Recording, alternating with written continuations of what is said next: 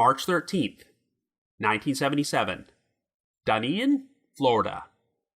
The body of 54-year-old Robert Dirscherl is found on the floor of his bedroom with a fatal gunshot wound to the chest. A shotgun is resting on the bed, and investigators believe that Robert used his big toe to pull the trigger and shoot himself, so they rule his death to be a suicide. 16 years later, one of Robert's sons receives an anonymous letter from someone who says they are dying and want to confess to Robert's murder.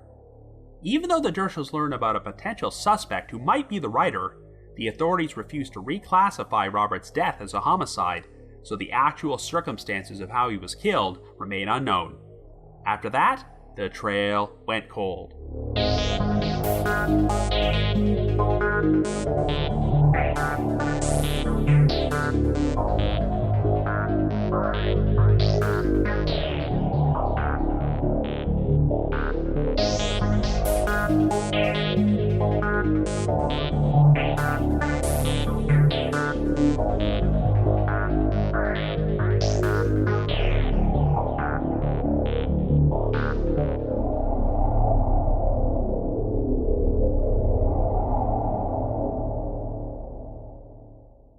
Hello everyone, and welcome to our latest episode of The Trail Went Cold.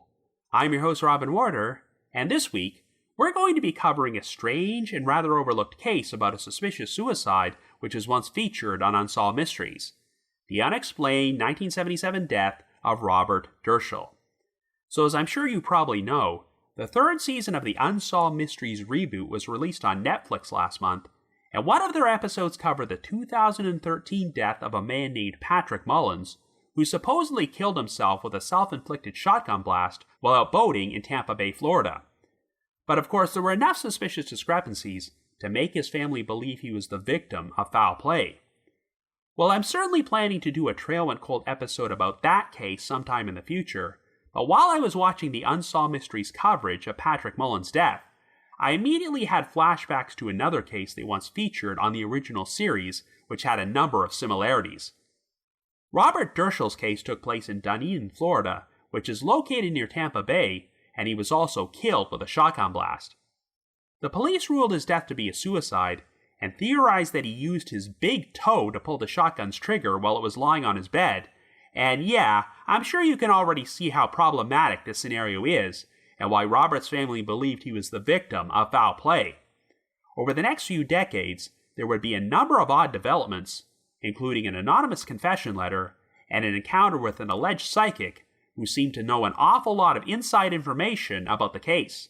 But through it all, the authorities have always refused to change their original ruling, so Robert's death is still officially classified as a suicide.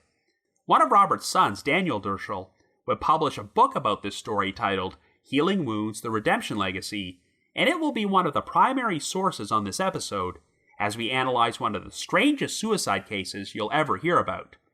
Anyway, before we get started, just a quick reminder that The Trail Went Cold is a weekly podcast, which is currently available for download on several platforms, including Apple Podcasts, Stitcher, Google Podcasts, and Spotify. So if you like this podcast, be sure to subscribe to it, and please leave us a rating or review on any of those sites to help spread the word and garner us more exposure. The Trail Went Cold is on Patreon, so if you would like to learn how to support the show, please visit our page at patreon.com/thetrailwentcold. For as little as $1 a month, you can garner access to exclusive rewards, which may include stickers and thank you cards, early access to episodes, and bonus content. Also, I just wanted to mention that near the end of December, our podcast is going to be releasing another special Q&A episode. If you have a question you would like to hear answered on the show, please email it to me under the subject line, Trail Went Cold Q&A, to robin.warder@icloud.com. The deadline to send in questions is Sunday, December the 11th. So with all that out of the way, let us now delve into the unexplained death of Robert Dirscherl.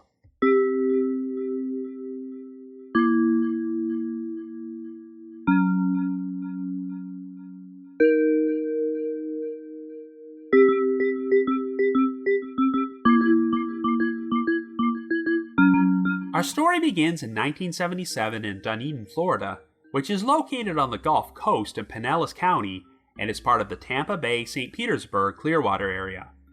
The town had a population of just under 30,000 at that time, and as a side note, being a devout baseball fan, I just wanted to mention that Dunedin is where my beloved Toronto Blue Jays hold their spring training every year.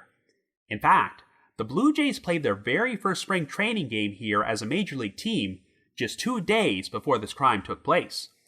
Our central figure in this story is 54-year-old Robert John Dirscherl Sr., a World War II veteran who originally hails from the town of Batesville, Indiana. For the past 32 years, Robert has been married to his wife, Virginia Dirscherl, who goes by the name Ginny, and the couple moved to Dunedin in 1958.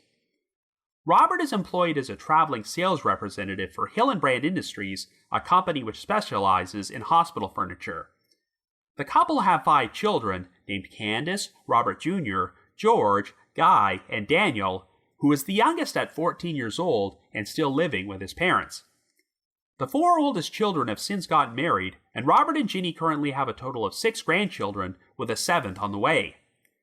On the morning of Sunday, March the 13th, Robert and Ginny woke up and started getting ready for church, as Robert was scheduled to deliver a sermon there as the service lector. Robert spent some time outside, skimming love bugs out of the pool and briefly chatting with a neighbor, before he joined Ginny in the kitchen at around 7:30 a.m. Since Daniel was still sleeping, Robert suggested to Ginny that she wake him up for church and said that he was going into the master bedroom to apply some foot spray as his left foot was starting to itch from athlete's foot. Shortly after Robert left the kitchen, Ginny said that she heard a loud noise from the other side of the house, which she initially assumed was the back door slamming shut. By 8 a.m., Robert had still not returned from the bedroom, and when Ginny went in there to get dressed, she was shocked to discover her husband's body lying on the floor in a pool of blood. Robert had a large wound in his upper left chest, and a 12-gauge double-barreled shotgun, which he ordinarily kept inside a case next to the bedroom door, was now lying on the bed. Ginny let out a loud scream, which woke up Daniel, and after he joined his mother in the bedroom, she picked up the phone and called for help. The Dunedin Police Department and paramedics soon showed up at the scene, but there was nothing they could do to save Robert, who was pronounced dead. The police could not find any signs of a struggle or a break-in at the residence, and nothing appeared to have been stolen. So after performing an investigation that lasted for less than 1 hour, the Dunedin PD came to the conclusion that Robert's gunshot wound was self-inflicted and his death was a suicide. They did not attempt to check for fingerprints on the shotgun or inside the bedroom, and never interviewed any neighbors to check if they had seen someone suspicious hanging around the house. Needless to say, there were some logistical issues with the suicide theory. The bullet had entered the left side of Robert's upper chest and went downward to the right, which meant he likely would have needed to hold up the shotgun and pull the trigger with his left arm. The problem is that Robert had limited use of his left arm as it had atrophied from nerve damage. This made it very difficult for him to lift a shotgun in the air, and while the reach from the gun's barrel to the trigger was 30 inches, Robert's left arm only measured 26 inches. However, since he was found with his left slipper off, investigators came up with an alternate theory in which Robert did not use his arm, but instead placed the shotgun on the edge of the bed, stood in front of the barrel, and used a big toe on his bare left foot to pull the trigger and fire off a shot into himself. The Dirscherl family obviously had a lot of issues with this theory, and Ginny maintained that the reason Robert had removed his left slipper was to use foot spray on himself. Regardless, Robert's autopsy was performed by Dr. Joan Wood, the Pinellas Pasco Associate Medical Examiner, and she concurred with the police's ruling that his death was a suicide.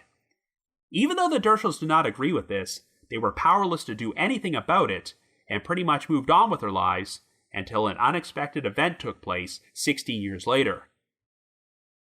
On March the 15th, 1993, Robert's son, Guy Dirscherl, received an anonymous letter at his residence in Clearwater. Even though the envelope had no return address, it had been postmarked from Tampa on March the 13th, which happened to be the exact 16-year anniversary of Robert's death. The note inside was written in big block letters and read, quote, "I have AIDS. I am dying. I must make peace with the Lord. I killed your daddy 15 years ago. He found me in his bedroom.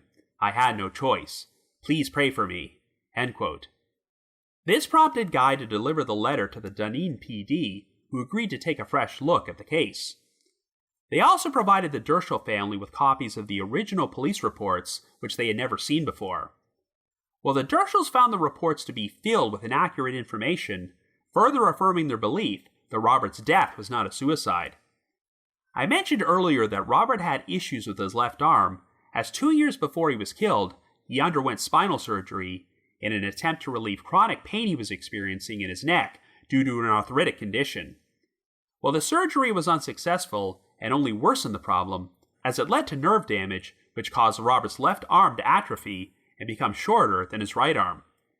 Since Robert was forced to deal with chronic pain and wore a neck brace from time to time, investigators theorized that this may have driven him to take his own life.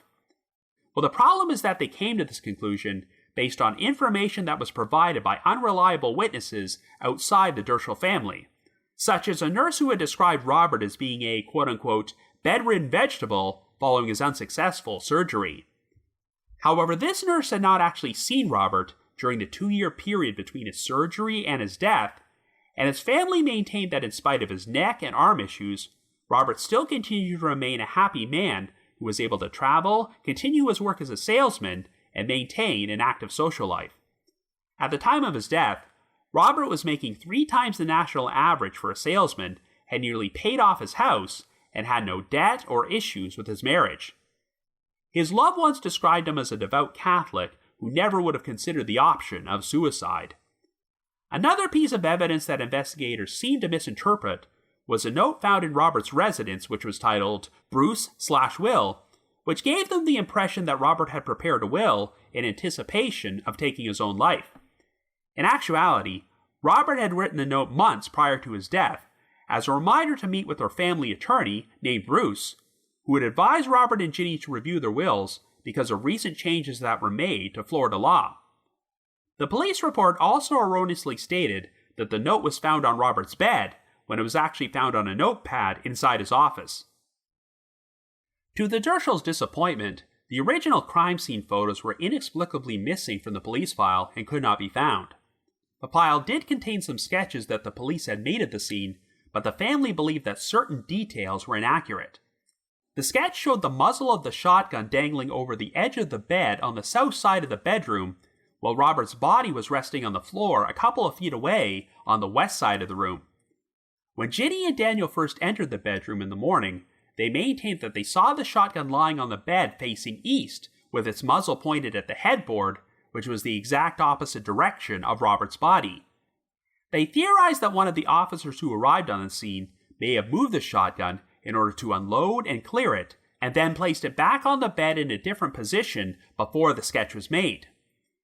The drawing also showed the shotgun's case resting on the bed over the weapon, and investigators suspected that Robert may have used the case to muffle the shot. This could have explained why Daniel did not recall hearing a gunshot and was only woken up by the sound of his mother screaming.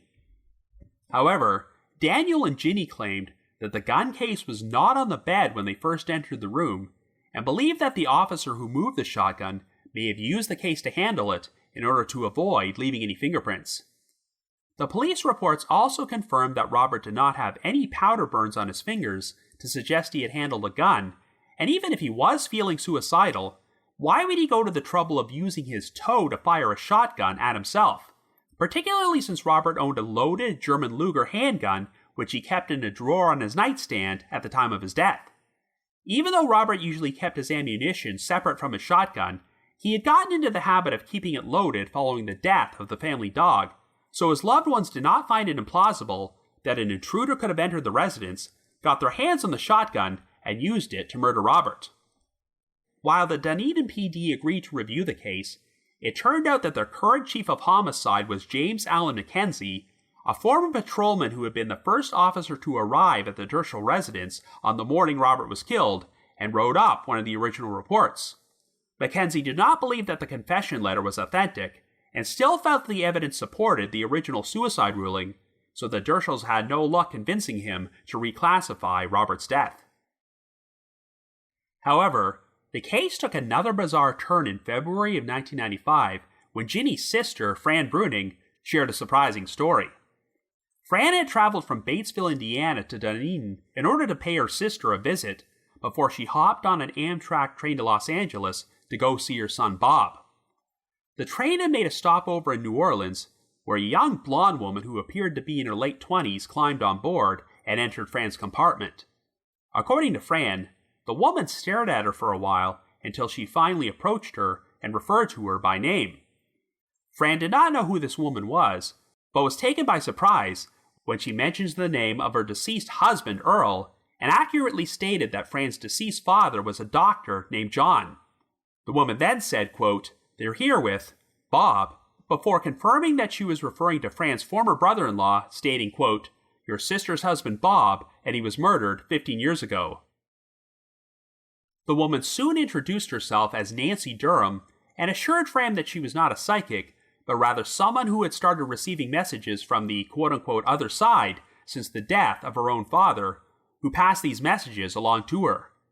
In spite of Fran's skepticism, she was shocked when Durham proceeded to write a long message to Ginny on a napkin in which she outlined the circumstances of her husband's death. Durham shared a number of accurate details, such as Robert going into the master bedroom in order to treat his athlete's foot, and his shotgun being kept in a case next to the bedroom door. According to Durham, Robert went into the adjoining bathroom to get foot spray out of the medicine cabinet when he noticed a stranger in the bedroom. After a brief struggle, the stranger proceeded to take the shotgun out of its case and fatally shoot Robert before fleeing the scene.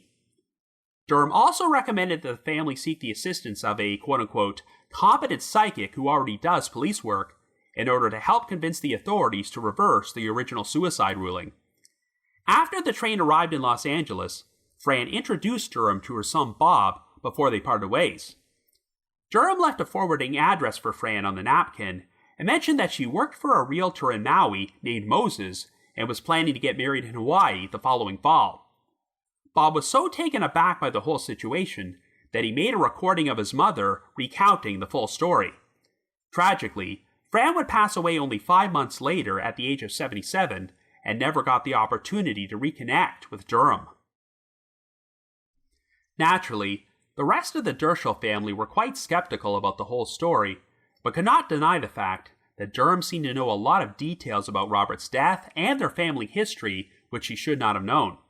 In particular, the message Durham wrote on the napkin contained a passage in which she claimed that Robert had asked her to tell Ginny, quote, "I love you, be happy, learn to laugh again, see funny movies, etc." End quote. Well, this had once been an inside joke between Robert and Ginny, because whenever she went through menopause and had mood swings, Robert would often tell her to see funny movies.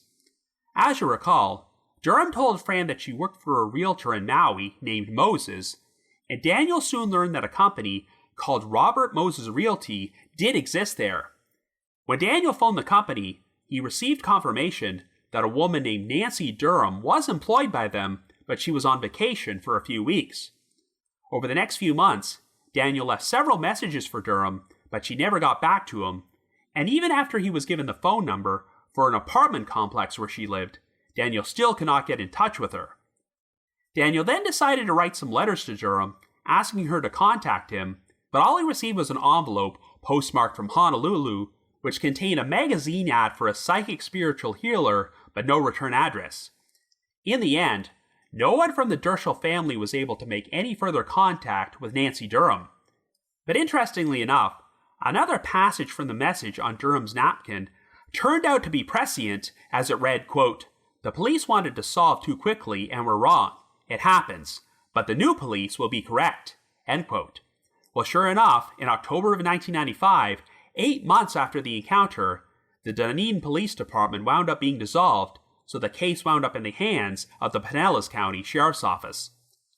The Sheriff's Office agreed to reopen the investigation and review the case by assigning it to one of their detectives, but they ultimately still came to the conclusion that there was not enough evidence to prove that Robert's death was a homicide.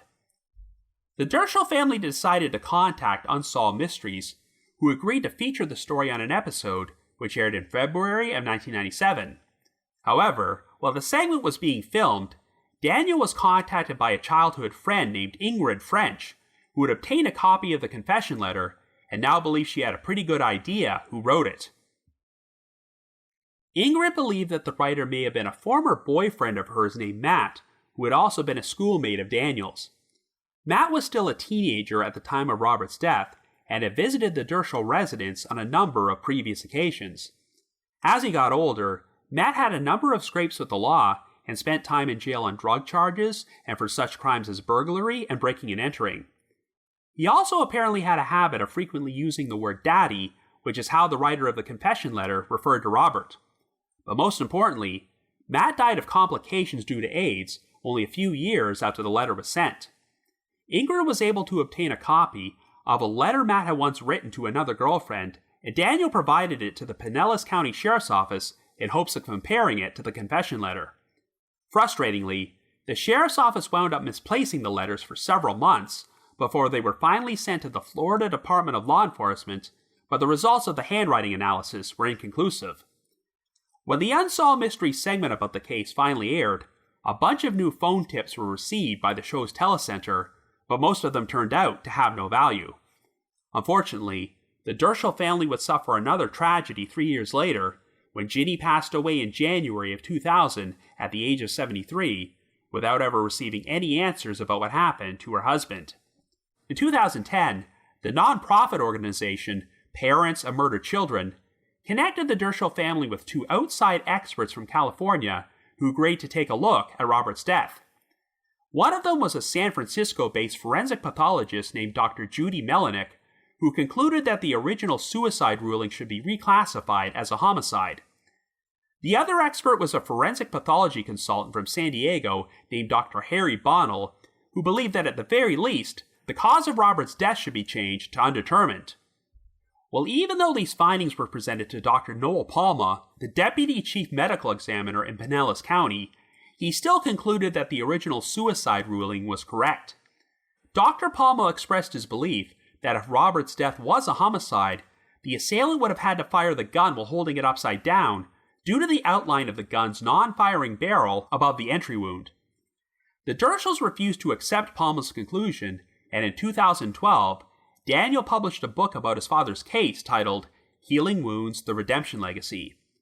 The family would experience one more tragedy in October of 2019 when Guy Dirscherl passed away at the age of 66.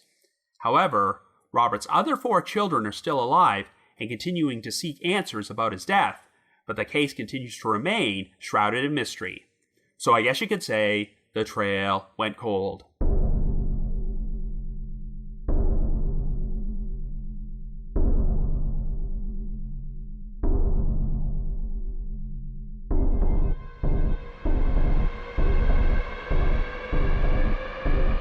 So during the intro, I made a comparison to the recent episode from the Netflix reboot of Unsolved Mysteries about the suspicious suicide of Patrick Mullins. While his death has not yet been reclassified as a homicide, his family did manage to get his cause of death changed to undetermined. But even though I would say that the case for foul play for Robert Dirscherl is even stronger than the case for Patrick Mullins, his death is still officially considered to be a suicide. After 45 years, things have likely reached the point where the Dirschells are not so much concerned with bringing Robert's killer to justice than clearing his name. After all, Robert was a devout Catholic, and since there's a major stigma surrounding suicide in that religion, I'm sure his loved ones want to ensure that the official record states that he did not take his own life. So while we're on the subject of Unsolved Mysteries, there has been a lot of controversy surrounding the Netflix reboot, as they have featured quite a few cases where a victim dies a seemingly suspicious death which is ruled to be a suicide, but their families believe they were the victim of foul play. However, the issue is that some of these episodes have fudged the facts or left out key details pointing towards suicide in order to add more mystery to the narrative. The original version of Unsolved Mysteries also featured quite a few segments about suspicious suicides that may have been murders, but in retrospect, you get the impression that some of them really were suicides all along, and the victims' loved ones were just in denial and created a false narrative involving foul play in order to help them deal with the situation. All that being said, I would still rank the Robert Dirscherl segment as one of the show's strongest examples of a case where the homicide theory makes a lot more sense than the suicide theory. Much like the Patrick Mullins case, it presents a scenario involving suicide by a shotgun which seems logistically impossible. And you certainly can't accuse the Dirscherl family of refusing to accept the truth. Even though they had a hard time believing that Robert's death was a suicide, they did reluctantly accept the ruling and moved on with their lives until the anonymous confession letter showed up 16 years later. Under the circumstances, you cannot blame them for pushing so hard for law enforcement to reopen the investigation. I mean, I suppose the confession letter could have been a cruel hoax, but why would the writer have waited so long to send it? Since Robert's death was ruled to be a suicide, it's not like it got any media coverage, so the only people who would have even known anything about it were either people connected to the family or the actual killer. If the writer was telling the truth about dying of AIDS, they may really have wanted to get something off their chest. So in many of these suspicious suicide cases, the victim's loved ones will often claim that they show no signs of being suicidal or depressed and had no reason to take their own life, and of course, the Dirscherl family have always said the same thing about Robert. The only potential motive he might have had for killing himself were issues with chronic pain in his neck and left arm following an unsuccessful surgery 2 years earlier, so he could have reached the point where he decided that the pain was too much for him. However, Robert's actions on the morning of his death do not give off any indication that he was planning to take his own life, as he was skimming love bugs out of his pool and getting dressed for church, and while suicidal people can sometimes do unpredictable things, there were no warning signs that he was planning to pull out a shotgun and shoot himself in a ridiculously intricate fashion.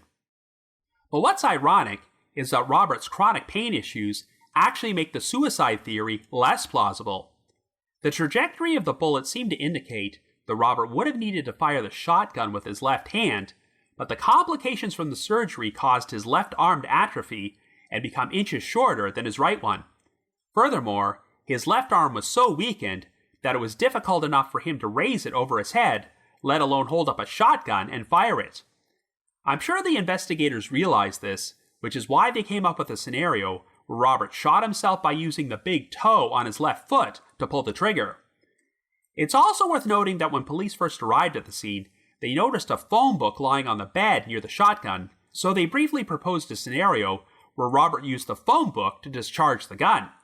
But Ginny Dirscherl quashed that idea, as she claimed that when she found Robert's body, she pulled the phone book out of a nearby dresser in order to look up the number to call the police for help, and wound up leaving it on the bed.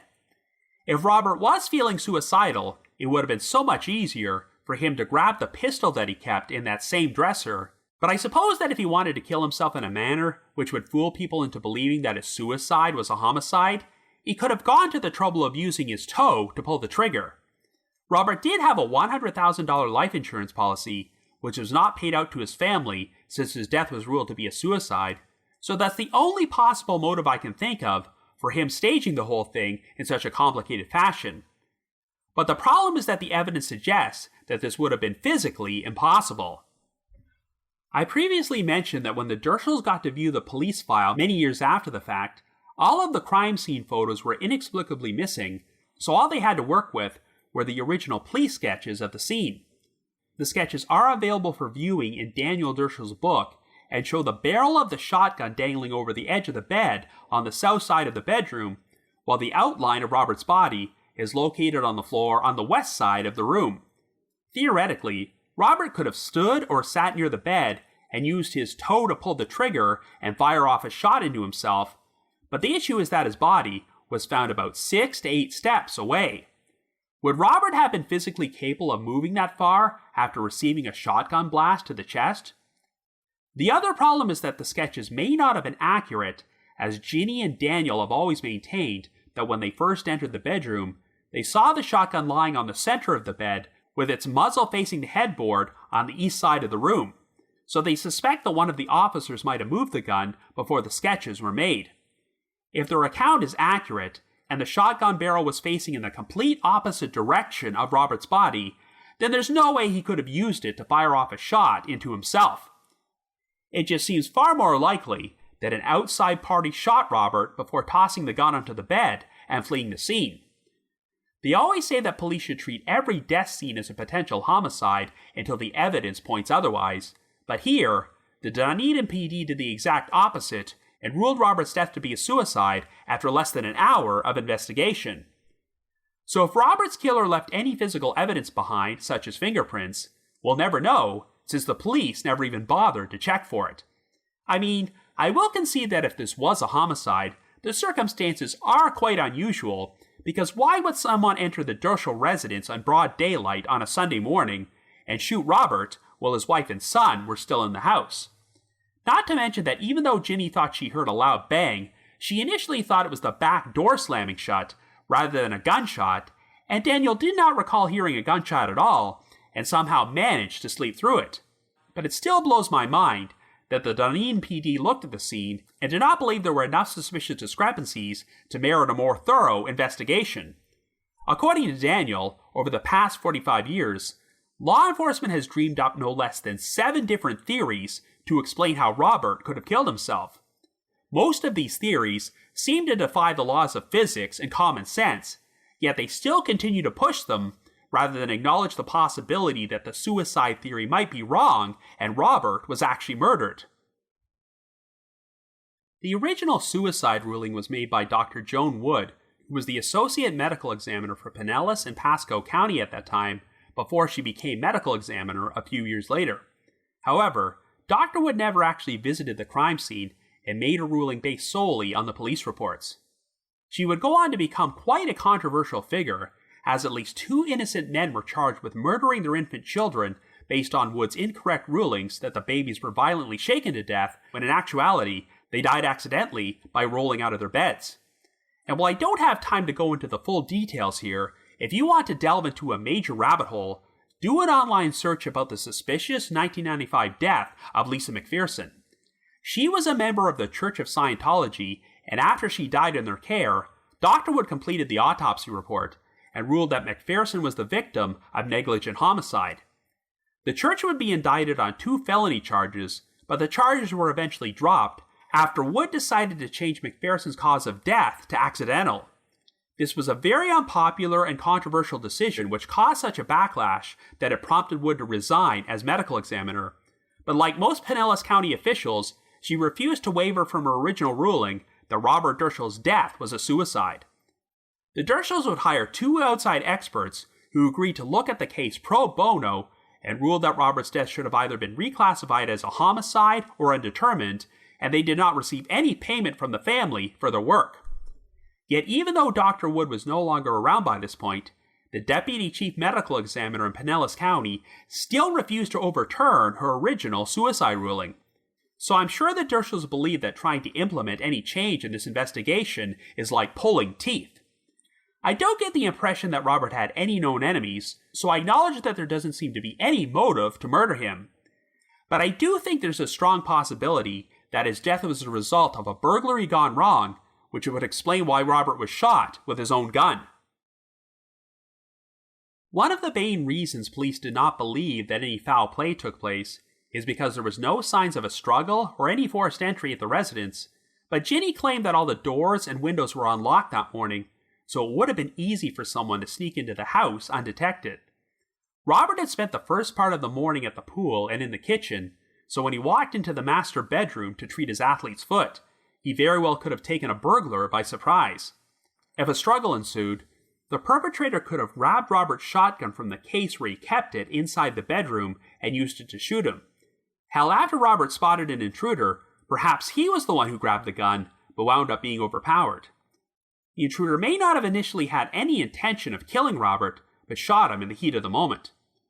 Given the sloppy nature of the crime, it's possible that if the authorities had performed a proper homicide investigation at the outset, they may have found the killer relatively quickly. The scenario I just outlined was presented by Nancy Durham to Robert's sister-in-law Fran during their encounter on a train several years later, so before I discuss the confession letter and the individual considered to be the best potential suspect, I need to address this whole situation. I'm sure I don't have to tell you that I'm ordinarily a complete skeptic when it comes to psychics, but even I have to admit that I have a hard time coming up with a logical explanation for Nancy Durham. The Dirschels pretty much said the same thing, as they never put much stock into psychics either, but even they were quite astounded by all the accurate information that Durham seemed to know about Robert's death and their entire family in general. To make a comparison, Daniel said that at one point, he tried reaching out to controversial police psychic Noreen Rainier, who had also been featured on Unsolved Mysteries, It was mentioned during episode number 272 of this podcast about the disappearance of Kimberly McAndrew, which I released earlier this year.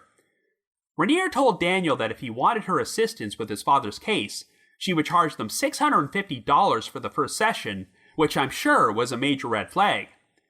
But even though Nancy Durham voluntarily shared a bunch of information about Robert's case, she never attempted to ask for any money from his family. In fact, even though Daniel attempted to reach out to Durham on several occasions, she never got back to him, and certainly did not profit financially from the whole situation. It appears that all she did was mail Daniel back a magazine ad for another psychic, so he speculated that Durham had decided she did not want to get involved, possibly because she was planning to get married around that time period and had a lot on her mind. But let's look at the circumstances of how this encounter happened on the Amtrak train. Fran lived in Indiana, traveled down to Florida to visit her sister, and was now taking the train to California to visit her son, when she crossed paths with Durham after she boarded the train during a stopover in New Orleans. This is the main reason I have a hard time believing that Durham orchestrated a hoax, because even if she had managed to dig up details about Robert's death and the Dirscherl family, how could she have possibly predicted that she would bump into Fran on that train at that particular location? Robert's death also did not receive much media coverage at all until it was featured on Unsolved Mysteries 2 years after this incident, so I'm not sure how Durham, a woman who lived in Maui, would have found out about it or even known who Fran was. She had reassured Fran that she was not a psychic, but rather someone who had the ability to receive messages from the afterlife, and she also correctly guessed the names of Fran's deceased husband and father.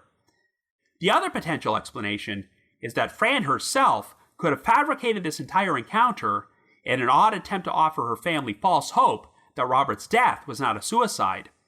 But when recounting this story in his book, Daniel described Fran as one of the kindest, sweetest women you'd ever want to meet, and she certainly did not fit the profile of someone who would make up something like this.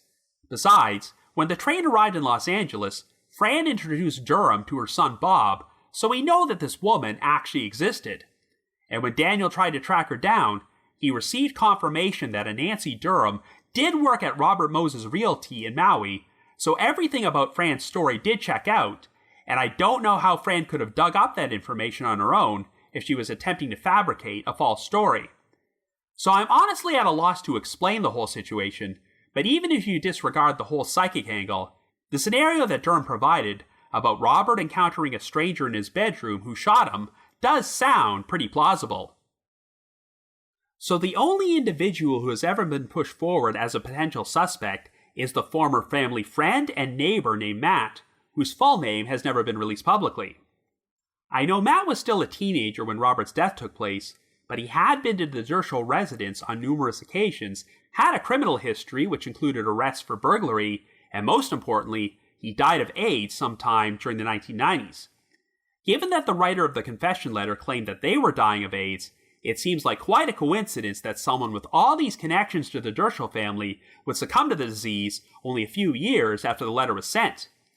If Matt was familiar with the layout of the Dirscherl home, as well as the family's routine, he may have been under the mistaken impression that they had already left for church that Sunday morning, which is why he attempted to enter the bedroom to steal something.